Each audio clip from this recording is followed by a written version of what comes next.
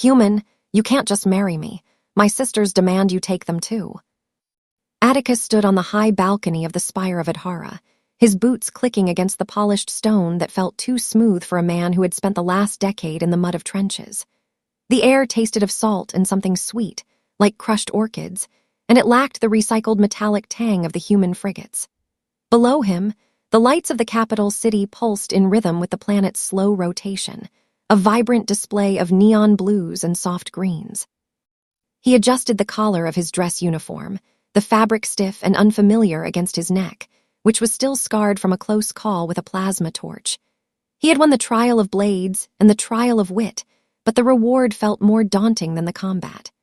Bastila walked toward him, her violet skin glowing faintly under the starlight, her movements so fluid they seemed to lack the friction of bone and muscle. She stopped a few paces away, her eyes wide and luminous, capturing the reflection of the distant nebulae. "You have claimed the right of union," Bastila said. Her voice carried a melodic resonance that vibrated in Atticus's chest, making the fine hairs on his arms stand up.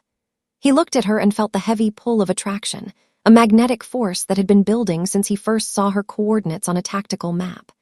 She was beautiful in a way that made his human senses feel dull and inadequate, yet her gaze held a flicker of something that looked like fear. Atticus stepped forward, the distance between them closing until he could feel the radiant heat coming off her skin.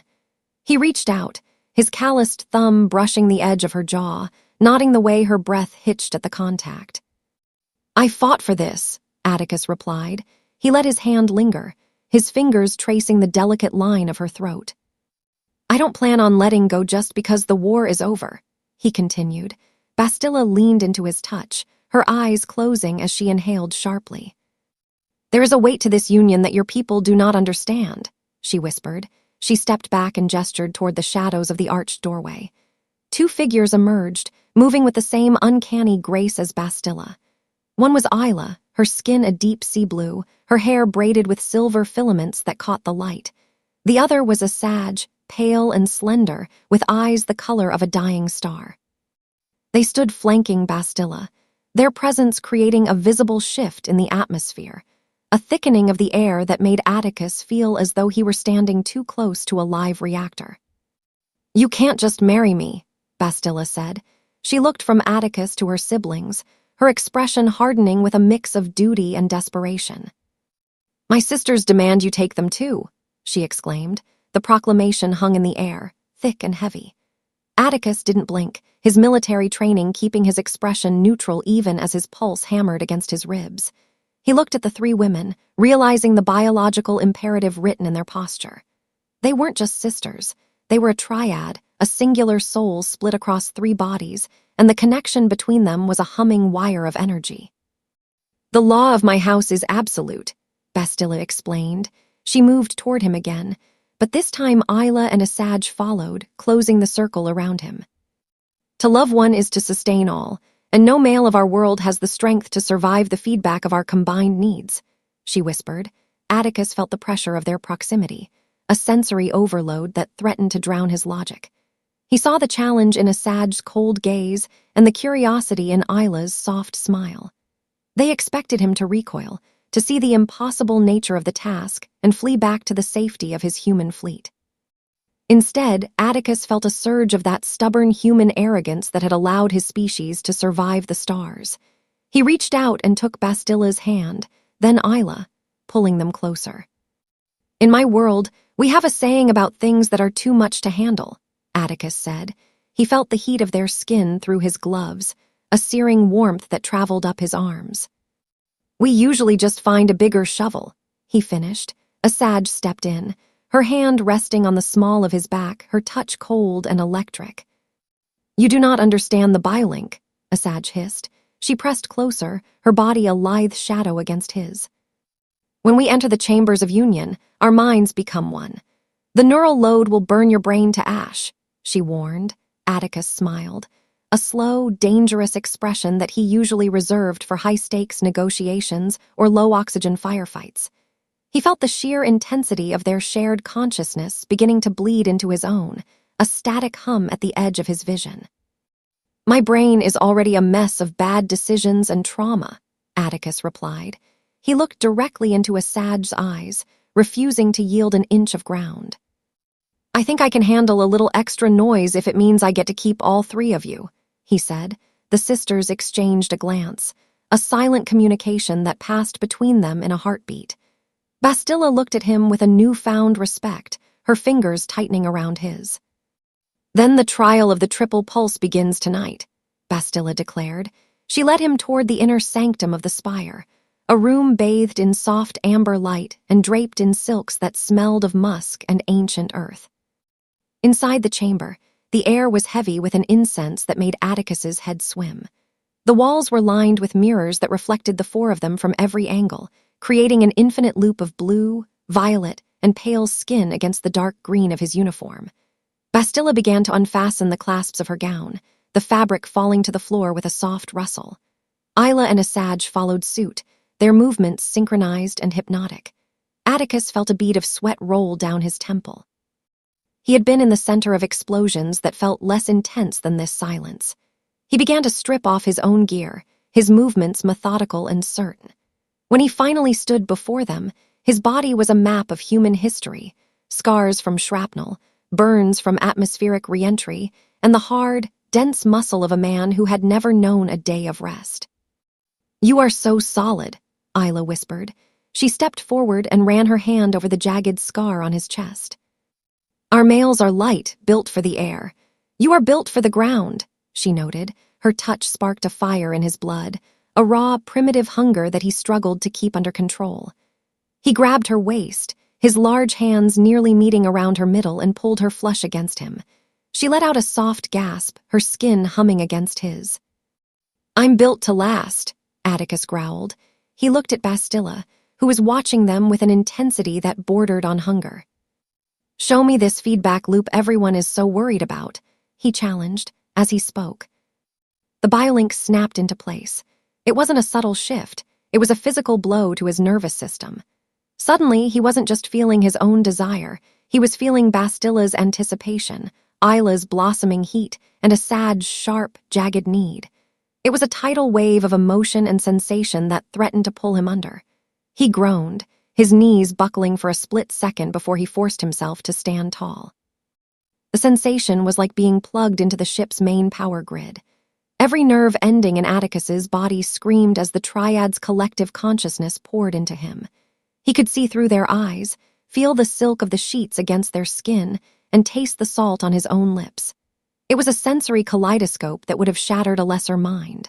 But Atticus was a product of Earth, a world of chaotic stimuli and brutal evolution. He didn't try to fight the flow. He opened himself up to it, using the mental discipline he'd learned in the void drop units.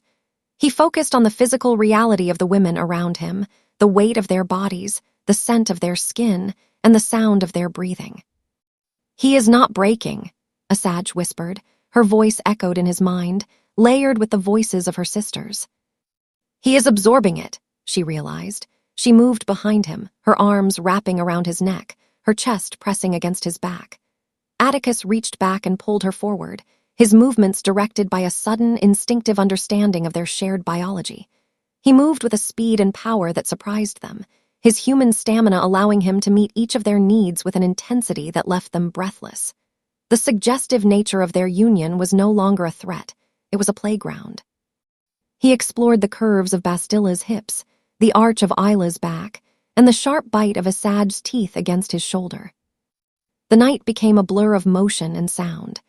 Atticus used his hands, his mouth, and his body to anchor them to the physical world, even as their minds drifted in the shared ether. He showed them the human capacity for focus, for a singular driving purpose that could override the static of 1,000 voices. He was the eye of the storm, the heavy stone around which their spirits swirled. Every time the feedback loop threatened to peak and burn, he would surge forward, his own physical pleasure acting as a ground wire for the excess energy.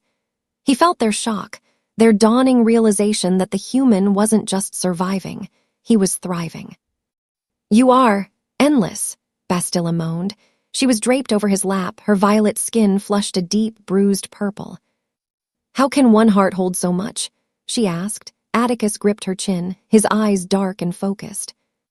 Humans don't just do things halfway, he said. He felt a sudden surge of protective instinct, a territorial claim that vibrated through the link. If you're mine, you're all mine. Every part of the triad, he declared. He pulled Aayla and Asajj into the embrace, the four of them becoming a single, tangled knot of limbs and shared breath. The air in the room seemed to crackle with the leftover energy of their union, a golden glow that settled over the silks. As the first light of Adhara's sun touched the balcony, the biological bond settled into a steady, rhythmic hum. The danger of the feedback had passed, replaced by a deep, resonant connection that felt like a new sense. Atticus lay in the center of the bed, the three women curled around him like petals around a stem. He felt exhausted, his muscles aching with a familiar, satisfying fatigue, but his mind was clearer than it had been in years. The triad was quiet, their thoughts drifting in a peaceful, post-coital haze. "The elders will not believe this," Asajj murmured. She was tracing the lines of his palm, her movements slow and reverent. "They said a human was too primitive for the high houses," she added. Atticus let out a short, dry laugh. "Maybe you should tell them that being simple has its advantages," he suggested. He looked at Bastila, who was watching him with a look of pure adoration. "We don't overthink things. We just do what needs to be done," he continued. Bastila leaned up and kissed him, a soft, lingering contact that sent a ripple of contentment through the entire group. "You have done more than survive, Atticus," Bastila said. She looked toward the window, where the city was beginning to wake. "You have bound our house to yours in a way that can never be broken," she stated. The political implications were staggering. A human male had successfully integrated into a high-caste triad, something that had been considered impossible by the Galactic Council for centuries. It changed the balance of power, proving that humans weren't just the galaxy's soldiers, they were its most potent catalysts. Suddenly, a series of muffled explosions rocked the spire, the vibrations traveling through the stone floor and into the bed. Atticus was on his feet before the sound had even faded, his instincts taking over. He grabbed his trousers and his sidearm, his eyes scanning the room. The sisters sat up, their connection flaring with sudden, sharp fear. "The separatists," Aayla cried. She pointed toward the balcony, where several black-clad figures were descending on grav lines. "They want to prevent the Union," she shouted. Atticus checked his weapon, the familiar weight of the pulse pistol grounding him. "Stay behind me," he commanded. His voice was no longer the voice of a lover. It was the voice of the man who had held the line at the siege of Alcyone. "I've already put too much work into this wedding to let some fanatical losers ruin it," he muttered. He stepped onto the balcony just as the first assassin landed. The human moved with a precision that defied the grace of the alien species. It was a brutal, efficient motion. He fired a single shot, the blue bolt catching the attacker in the chest and sending him tumbling back into the abyss. The fight was short and violent. The assassins were used to fighting the elegant, light-footed warriors of Adhara, not a human who used his weight like a battering ram and his environment like a weapon. Atticus moved through the chaos, shielding the sisters with his own body while picking off the attackers with ruthless accuracy. He used a heavy stone statuette to crush the helmet of a second assassin and threw a third over the railing with a guttural roar. Through the link, he could feel the sisters, shock at his ferocity, a raw, terrifying power that they had never witnessed in person. "He is like a force of nature," Asajj whispered through the bond. She watched him from the doorway, her eyes wide. "He does not dance. He destroys," she observed. When the last of the attackers lay dead or had fled into the night, Atticus stood at the edge of the balcony, his chest heaving, his skin slick with sweat and the blue ichor of his enemies. He turned back to the room, his eyes searching for his wives. "Everyone okay?" he asked. His voice was steady, despite the adrenaline coursing through his veins. Bastila walked toward him, stepping over the wreckage of the balcony door. She didn't look at the bodies, she looked only at him. She reached out and touched his face, her hand trembling. "You fought for us," she said. It wasn't a question. It was a realization of a fundamental truth. "In our world, the male is protected. He is the treasure to be guarded," she explained. Atticus holstered his pistol and pulled her into a tight embrace, ignoring the gore on his uniform. "Well, in my world, we protect what's ours," he replied. He looked at Aayla and Asajj, who were standing close behind her. "And like I said, you're all mine," he repeated. The sisters felt the truth of his words through the link, a solid, unyielding vow that was more binding than any law or ceremony. They realized that their lives had changed forever. They weren't just a triad anymore. They were a quartet, anchored by a man who didn't know the meaning of the word surrender. The news of Atticus's feat spread through the capital like wildfire. By noon, the High Council of Adhara had gathered in the Great Hall, their long robes sweeping the floor as they debated the unprecedented events. Atticus sat on a raised dais, flanked by his 3 wives, his presence a jarring contrast to the ornate surroundings. He felt the weight of their stares, the mixture of fear and fascination that humans always seem to elicit in the older races. General Caleb of the Human Defense Force stood at the base of the dais, his arms crossed over his chest, a smirk playing on his lips. "You've certainly made a mess of things, Atticus," Caleb said. The human general looked up at the triad, his eyes twinkling with amusement. "The Admiral is going to have a heart attack when he hears you've basically annexed a royal house by yourself," he added. Atticus shrugged, his hand resting on Bastila's thigh, a gesture of casual intimacy that made several council members gasp. "I was just following orders to secure the alliance, General," Atticus replied. "I didn't think the details mattered that much," he finished.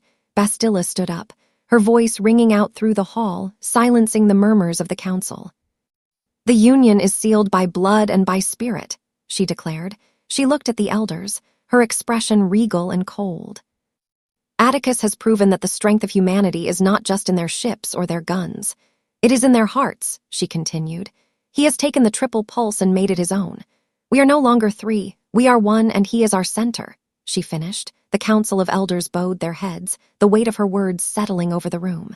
There would be no more challenges, no more trials. The alliance was no longer a piece of paper. It was a living, breathing reality. That evening, the 4 of them returned to their private quarters, the sounds of the celebration in the city below drifting up like distant music. The tension of the day had faded, replaced by a deep, quiet intimacy. Atticus sat on the edge of the large bed, watching as Aayla and Asajj prepared the room for the night. Bastila walked over to him and knelt between his knees, her hands resting on his shoulders. "You look tired," she whispered. Her eyes were soft, reflecting the warm amber light of the lamps. "I've had a busy couple of days," Atticus admitted. He leaned forward and rested his forehead against hers, the biolink humming with a gentle, soothing energy. "But I think I'm starting to get the hang of this," he added. Asajj climbed onto the bed behind him, her fingers sliding into his hair, massaging the tension from his scalp. "We have much to teach you, human," Asajj said. Her voice was a playful purr in the back of his mind. "The first night was just the beginning. There are depths to our connection that you have barely touched," she teased. Aayla sat beside him, leaning her head on his shoulder, her azure hair cascading over his arm. "We are yours, Atticus," Aayla whispered. "In every way that matters," she added. Atticus felt a surge of warmth, a profound sense of belonging that he had never expected to find in the cold reaches of space. He realized that the sisters hadn't just demanded he take them, they had offered him a home. He pulled them all closer, the 4 of them forming a circle of warmth in the quiet room. He knew that the future would be full of challenges, political intrigue, galactic shifts, and the constant struggle to bridge the gap between their species. But as he felt the steady, synchronized beat of their hearts against his own, he knew that he was ready for whatever came next. He was a human, and humans were built to adapt, to endure, and to love with a ferocity that could redefine the stars themselves. "I think I can live with that," Atticus said. He leaned back, pulling the 3 of them with him into the soft silks. "As long as you don't mind a little human chaos in your lives," he added. Bastila laughed, a bright, clear sound that echoed through the link. "We wouldn't have it any other way," she replied. As the lights dimmed and the shadows of the spire lengthened, the human and his 3 alien wives surrendered to the deep, pulsing rhythm of their shared soul, a testament to the power of a heart that refused to be limited by the possible. The days that followed were a whirlwind of diplomacy and discovery. Atticus found himself navigating the intricate social structures of Adhara with a surprising ease, his bond with the sisters providing him with an intuitive understanding of their culture's nuances. He learned the songs of their ancestors, the patterns of their dances, and the complex etiquette of the high houses. In return, he shared stories of Earth, of the rolling oceans, the vast deserts, and the restless spirit of a people who had always looked at the moon and wondered what was on the other side. The sisters were fascinated by the human concept of individuality, finding it both terrifying and exhilarating. "You are all so different," Aayla noted one afternoon. They were sitting in the private gardens, the air filled with the scent of blooming starlight lilies. "Your people are not bound to one another. You are like grains of sand, each unique and separate," she observed. Atticus nodded, his hand idly tracing a pattern on the back of her hand. "It can be lonely sometimes," he admitted, "but it also means that when we choose to be together, it's because we really want to be. It's not because we have to be," he explained. Bastila looked at him, her expression thoughtful. "Is that why your love feels so heavy?" she asked. "Because it is a choice you make every single day?" she questioned. Atticus smiled and pulled her into his side. "Something like that," he agreed. He felt the resonant hum of their connection, a constant reminder of the choice he had made. He had chosen them, and they had chosen him, and in that choosing, they had created something entirely new. The story of the human consort and the triad of Adhara became a legend that spanned the sectors. It was whispered in the corridors of power on Earth and sung in the taverns of the Outer Rim. It was a story of war and peace, of duty and desire, but most of all, it was a story of what happens when the galaxy's most stubborn species meets its most complex challenge. Atticus, Bastila, Aayla, and Asajj became the faces of a new era, a symbol of a future where the lines between us and them were blurred by the heat of a shared embrace. In the quiet moments, away from the eyes of the council and the demands of the fleet, Atticus would sometimes look out at the stars and wonder what his younger self would have thought of his life. He was a soldier who had found a family, a human who had found a home among aliens. He was the center of a triad that had become a quartet, a man who had proved that the human spirit was large enough to hold the weight of 3 worlds. And as he felt the familiar, comforting presence of his wives in his mind, he knew that he wouldn't trade a single moment of the chaos for all the peace in the galaxy. "What are you thinking about?" Bastila asked. She walked up behind him on the balcony, her arms wrapping around his waist. Atticus turned in her arms and looked down at her, his expression full of a quiet, enduring love. "Just thinking about how lucky I am," he said. He leaned down and kissed her, the sensation echoing through the link to Aayla and Asajj, who were waiting for them inside. "And how I wouldn't mind doing it all over again," he added. The stars above Adhara shone with a brilliant, steady light, a silent witness to a union that had changed the course of history, one heartbeat at a time.